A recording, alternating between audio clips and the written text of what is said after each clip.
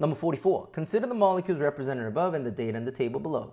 So we have the nonane, which is basically, kind of like the methane, ethane sort of a thing, but we got 9 in the carbon chain.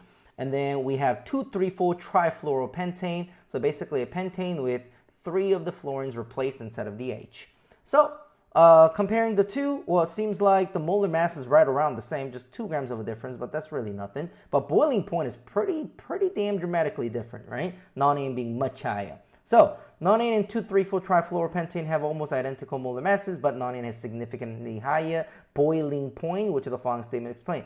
Remember, long story short, boiling point. Whenever the chemistry throws you this term boiling point, you're only supposed to think one thing, which is intermolecular forces. So the fact that nonane's got much higher boiling point should indicate that it's got much stronger intermolecular forces. Why is that? Well, if you can't really use this idea of polarity here, because obviously if the one that has 3 fluorines is going to create a lot more polarity. So in terms of the partial charges, what's going to have the bigger charges to, I guess, better attract the other molecules. So that's really not the best way to explain this. Long story short, it's as easy as just the carbon chain, right? I mean, you got 9 carbon chains right here. So that is basically more LDF, more London dispersion forces, as compared to the 5 carbons in the pentane chain, right? So something to do with that. Now, I want you to get rid of A and B immediately, because what does it say? CF bond is easier to break, CF bond is more polar. No, when you talk about a specific bond within the molecule, you're talking to me about the molecule in terms of intra-level, within.